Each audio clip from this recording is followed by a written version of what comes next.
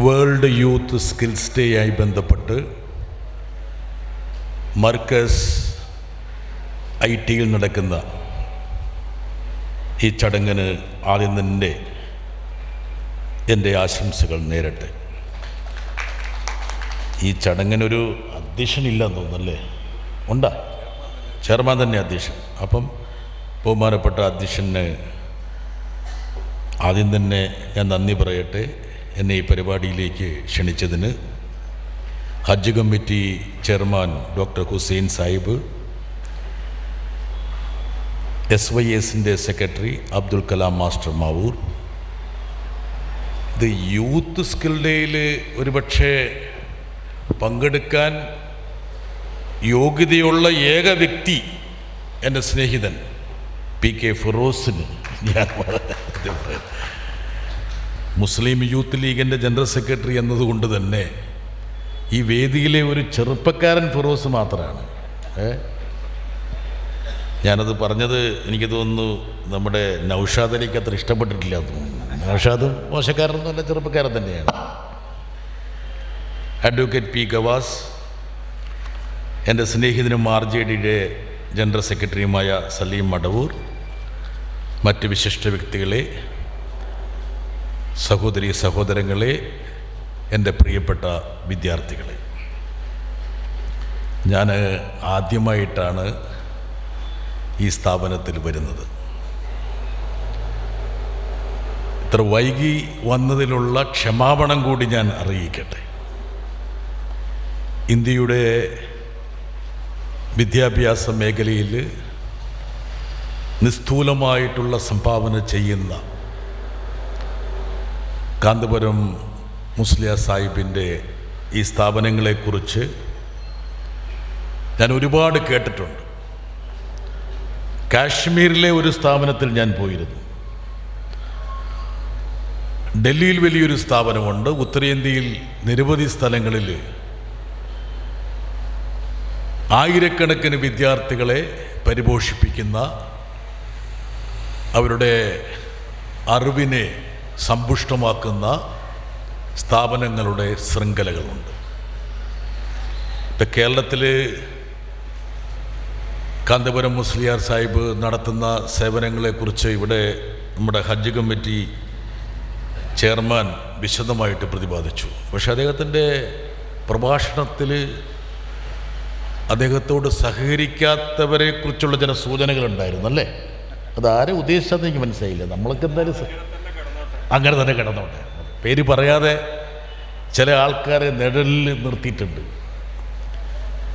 പക്ഷേ എൻ്റെ ഒരു അറിവിൽ ഏറ്റവും കൂടുതൽ പിന്തുണ ആർജിക്കുന്ന ഒരു വ്യക്തിയാണ് അദ്ദേഹം. ഫിറോസെ, നമുക്ക് സംശയമുണ്ട് അക്കാര്യത്തിൽ? ഓക്കെ. ഇന്ന് വേൾഡ് യൂത്ത് സ്കിൽ ഡേ ആണ്. യഥാർത്ഥത്തിൽ വിദ്യാഭ്യാസം എന്ന് പറയുന്നത് ഏറ്റവും വലിയ ധനമാണ്.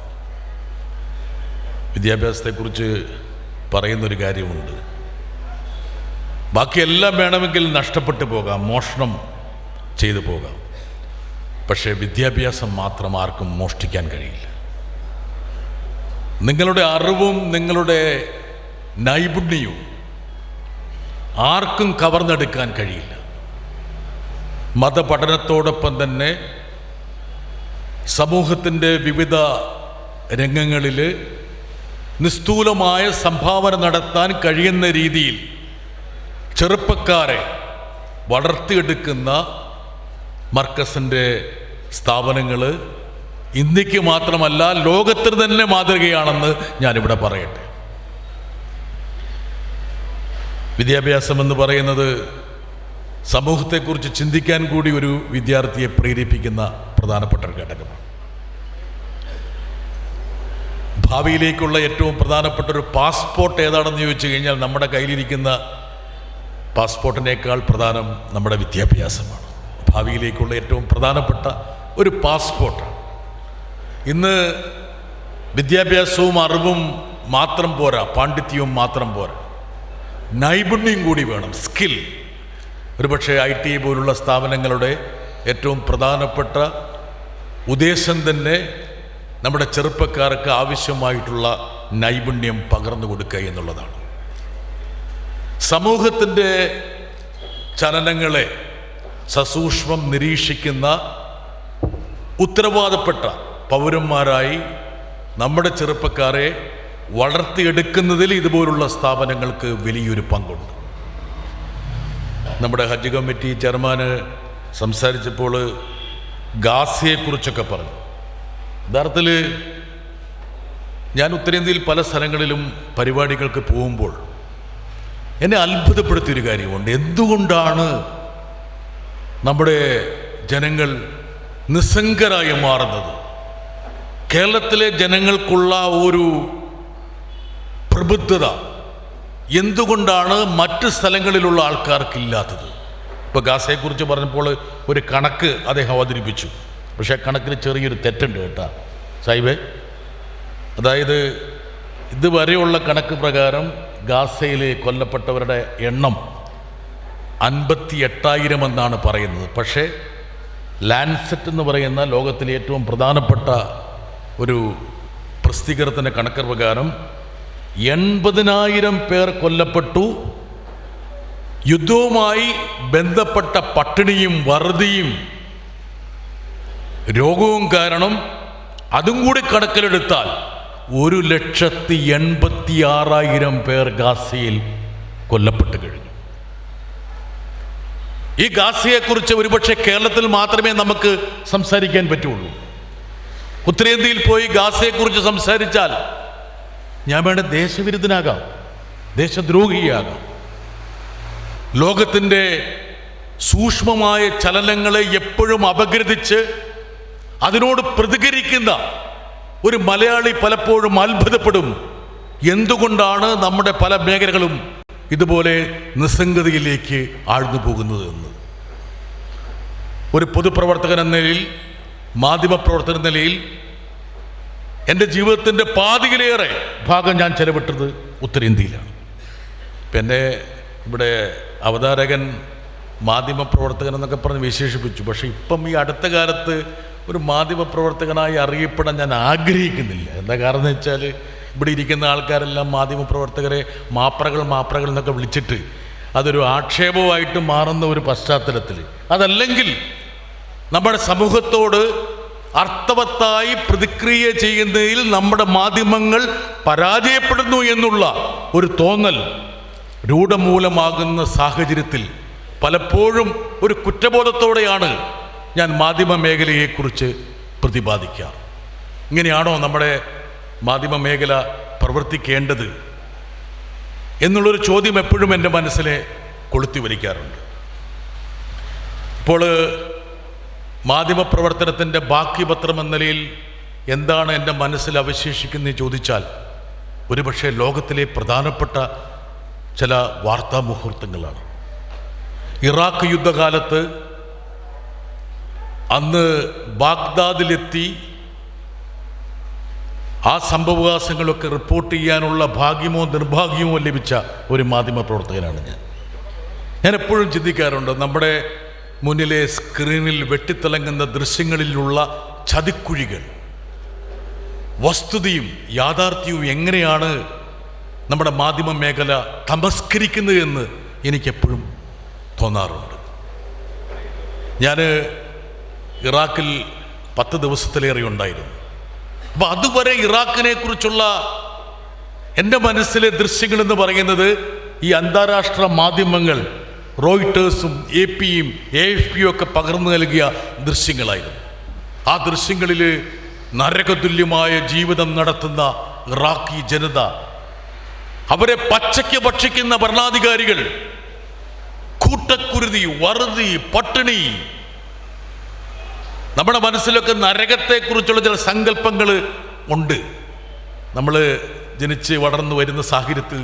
അപ്പോൾ നരകതുല്യമായ ഒരു ജീവിതം നടത്തുന്ന ഇറാഖി ജനത. പക്ഷെ ഞാൻ ബാഗ്ദാദിൽ കാലുകുത്തിയപ്പോഴൊരു കാര്യം മനസ്സിലായി.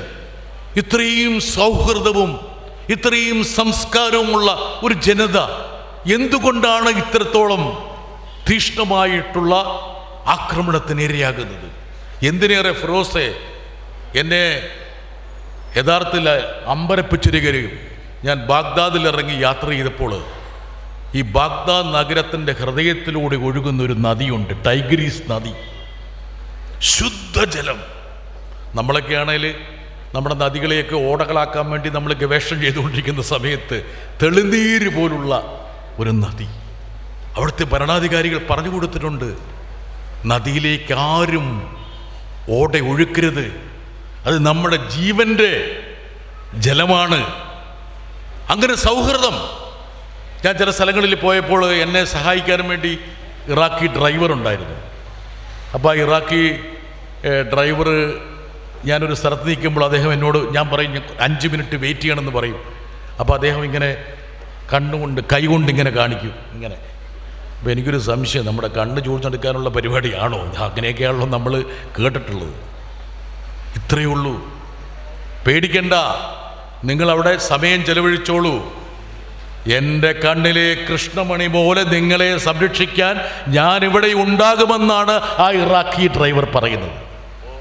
അത്തരത്തിലുള്ള സംസ്കാരമുള്ള ഒരു ജനതയെ എങ്ങനെയാണ് ഈ ദുരിതപർവത്തിലൂടെ അന്താരാഷ്ട്ര രാഷ്ട്രീയത്തിൻ്റെ ചതിക്കുഴികൾ നയിച്ചത് എന്ന് നമ്മുടെ വിദ്യാർത്ഥികൾ, നമ്മുടെ ജനത പഠിച്ചിരിക്കണം. ഇന്ന് ഗാസയിൽ നടക്കുന്ന കൊടും ഭീകരതയെക്കുറിച്ച് നമ്മൾ സംവാദത്തിലേർപ്പെടണം. ഇന്ത്യയിലെ ഉച്ചനീചത്വങ്ങളെക്കുറിച്ച് നമ്മൾ സംസാരിക്കണം. ഞാൻ നൗഷാദ് അലിയും കൂടി ശ്രദ്ധിക്കാൻ വേണ്ടി ഒരു കാര്യം പറയാം. നൗഷാദ് ഇടയ്ക്ക് ഫോണിൽ നോക്കുന്നുണ്ട്. നൗഷാദെ, ഞാൻ പാർലമെൻറ്റിൽ രാജ്യസഭയിൽ ഒരു പ്രസംഗം നടത്തി. അന്ന് നമ്മുടെ ഇന്ത്യൻ പ്രധാനമന്ത്രി അയോധ്യയിൽ ക്ഷേത്രത്തിൻ്റെ പ്രാണപ്രതിഷ്ഠാകർമ്മം നടത്തിയൊരു മുഹൂർത്തത്തിലാണ്. അന്ന് ഞാൻ രാജ്യസഭയിൽ CPM-നെ പ്രതികരിച്ചുകൊണ്ട് എഴുന്നേറ്റ് എന്ന് ഞാൻ പറഞ്ഞു, പ്രധാനമന്ത്രിയുടെ ജോലി എന്ന് പറയുന്നത് ഒരമ്പലത്തിൻ്റെ പ്രാണപ്രതിഷ്ഠ നടത്തലല്ല, ദൈവങ്ങൾക്ക് പ്രാണൻ കൊടുക്കലല്ല പ്രധാനമന്ത്രിയുടെ ഉത്തരവാദിത്വം. ജനങ്ങളുടെ പ്രാണൻ സംരക്ഷിക്കലാണ് പ്രധാനമന്ത്രിയുടെ ഉത്തരവാദിത്വം. മണിപ്പൂരിൽ 100 കണക്കിന് ജനങ്ങൾ പിടഞ്ഞു വീഴുമ്പോൾ അങ്ങോട്ട് പോകാതെ തൻ്റെ ദൗത്യം മറന്നുള്ള ഈ പോക്കിനെ ഞങ്ങൾ അംഗീകരിക്കുന്നില്ല. രണ്ടാമതൊന്നും കൂടി ഞാൻ പറഞ്ഞു, രാമനെന്ന് പറയുന്നത് മഹാത്മാഗാന്ധിയുടെ രാമനാണ്, സ്നേഹത്തിൻ്റെ, സൗമനസ്യത്തിൻ്റെ, സാഹോദര്യത്തിൻ്റെ രാമനാണ്. അത് ഞങ്ങളുടെ രാമനാണ്. നിങ്ങളുടെ രാമനെന്ന് പറയുന്നത് മഹാത്മാഗാന്ധിയുടെ നെഞ്ചിലേക്ക് നിറയൊഴിച്ച നാദൂ രാമനാണ് എന്ന് ഞാൻ പാർലമെൻറ്റിൽ വിളിച്ചു പറഞ്ഞു. ഇനി ആ നൗഷാദ് അലിയോട് ഞാൻ പറയാൻ പോകുന്നു. ഞാൻ ഈ പ്രസംഗം ഇരുന്ന് കഴിഞ്ഞപ്പോൾ നൗഷാദ് അലി, കോൺഗ്രസിലെ 2 പ്രധാനപ്പെട്ട നേതാക്കന്മാർ എന്നെ അടുത്തേക്ക് വിളിച്ചിട്ട് പറഞ്ഞു, ബ്രിട്ടാസേ, നല്ല കാലമല്ല ഇത്, ഇത്രയും ശക്തമായി പ്രസംഗിക്കരുത്. താങ്കളെ അപായപ്പെടുത്താനുള്ള എല്ലാ സാഹചര്യവും ഇണങ്ങിയ ഒരു സാമൂഹ്യ സാഹചര്യത്തിലൂടെയാണ് നമ്മൾ കടന്നു പോകുന്നത്. അതുകൊണ്ട് അല്പം മയത്തിൽ പറയണം, അല്ലെങ്കിൽ ചില കാര്യങ്ങളിൽ നിശബ്ദത പാലിക്കണമെന്ന് എനിക്കും കൂടി വളരെ വേണ്ടപ്പെട്ട നൗഷാദിൻ്റെ പാർട്ടിയിലെ 2 നേതാക്കൾ പറഞ്ഞു. അപ്പം ഞാൻ പറഞ്ഞു, ഞാൻ കേരളത്തിൽ നിന്നാണ് വരുന്നത്. ഞാനെന്നുള്ള ഒരു പൊതുപ്രവർത്തകൻ കേരളത്തിൻ്റെ സാഹോദര്യം നൽകിയ ഒരു ഉൽപ്പന്നമാണ്. എനിക്ക് തിരിച്ച് എൻ്റെ സമൂഹത്തിനോട് പ്രതിക്രിയ ചെയ്യേണ്ട ഒരു ഉത്തരവാദിത്വമുണ്ട്. അതുകൊണ്ട് ഇങ്ങനെ അങ്ങ് മുന്നോട്ട് പോകുക എന്നുള്ളതാണ് എൻ്റെ ലക്ഷ്യമെന്ന് ഞാൻ പറഞ്ഞു. പിന്നീട് 2024 തെരഞ്ഞെടുപ്പ് കഴിഞ്ഞപ്പോൾ BJP-യുടെ അംഗസംഖ്യ കുറച്ച് കുറഞ്ഞപ്പോൾ നൗഷാദ് അലിയുടെ പാർട്ടിയിലൂടെ പല നേതാക്കന്മാരും ഞാൻ പറഞ്ഞതിൻ്റെ അതേ രൂപത്തിൽ അവിടെ പ്രസംഗിച്ചു തുടങ്ങി. എനിക്ക് സന്തോഷമുണ്ട്. ഒരു മലയാളി എന്ന നിലയിൽ കേരളത്തിലെ ജനങ്ങൾ മുസ്ലിമെന്നോ ക്രിസ്ത്യനെന്നോ ഹിന്ദുവെന്നോ ഉള്ള വേർതിരിവില്ലാതെ ഒരു ശരീരമായി മുമ്പോട്ട് പോകുന്ന ആ ഒരു സംസ്കാരമാണ് ഇന്ത്യക്ക് അഭിലഷിയുമെന്നും നമ്മുടെ ഇന്ത്യൻ ഭരണഘടന വിഭാവനം ചെയ്യുന്നത് അതാണെന്നും അടിവരയിട്ട് പറയാൻ ഒരുപക്ഷെ കേരളത്തിലെ പൊതുപ്രവർത്തകർക്ക് കഴിയുന്നുണ്ട് എന്നതിൽ എനിക്ക് ചാരിതാർത്ഥ്യമുണ്ട്. അതിൽ എല്ലാ രാഷ്ട്രീയ പാർട്ടികളും, കേരളത്തിലെ രാഷ്ട്രീയ പാർട്ടികൾ അക്കാര്യത്തിലെടുക്കുന്ന ഒരു മാതൃകാപരമായിട്ടുള്ള സമീപനത്തെ ഞാൻ ശ്ലാഘിക്കാറുണ്ട്. കൂടുതൽ ദീർഘമായി ഞാൻ പ്രസംഗിക്കുന്നില്ല. ഇവിടെ ഒരുപാട് മഹത് വ്യക്തികളുണ്ട്. ഈ ഒരു സ്ഥാപനത്തിൽ നിന്ന് പഠിച്ചിറങ്ങുന്ന വിദ്യാർത്ഥികളോട് എനിക്ക് ഒരു കാര്യം പറയാനുണ്ട്. ഈ ഒരു സ്ഥാപനമാണ് നിങ്ങളെ യഥാർത്ഥത്തിൽ അർത്ഥവത്തായ രീതിയിൽ സമൂഹത്തെ സമീപിക്കാൻ, സമൂഹത്തെ സേവിക്കാൻ പ്രാപ്തരാക്കി. ഈ ഒരു സ്ഥാപനം നിങ്ങൾക്ക് പകർന്നു നൽകിയ ചില മൂല്യബോധമുണ്ട്. ആ മൂല്യബോധമെന്ന് പറയുന്നത് സാഹോദര്യത്തിൻ്റെ ഒരു പ്രതലമാണ്. നിങ്ങൾ ഇവിടെ നിന്ന് പഠിച്ചിറങ്ങി ജീവിതത്തിൻ്റെ വിവിധ തുറകളിൽ പല രൂപത്തിലും ഭാവത്തിലും നിങ്ങൾ ശോഭിക്കാൻ പോകുകയാണ്. ഇവിടെ സ്വർണ്ണ നാണയം കൊണ്ടുവന്നതിനെ കുറിച്ച് പറഞ്ഞല്ലേ? സ്വർണ്ണ നാണയമൊന്നും കൊണ്ടുവന്നില്ലെങ്കിലും നിങ്ങളുടെ പ്രവൃത്തി സ്വാഭാവികമായിട്ടും സമൂഹത്തിനെ സമ്പുഷ്ടമാക്കുന്ന രീതിയിലായിരിക്കണം. ഇവിടെ പഠിച്ചിറങ്ങിയ വിദ്യാർത്ഥികൾ ഇന്ത്യക്കും ലോകത്തിനും മാതൃകയായിരിക്കട്ടെ എന്ന് മാത്രം ആശംസിച്ചുകൊണ്ട് എല്ലാ വിദ്യാർത്ഥികൾക്കും ഒരിക്കൽ കൂടി എൻ്റെ സ്നേഹഭാവുകങ്ങൾ നേർന്നുകൊണ്ട് ഞാൻ നിർത്തുന്നു. നന്ദി, നമസ്കാരം.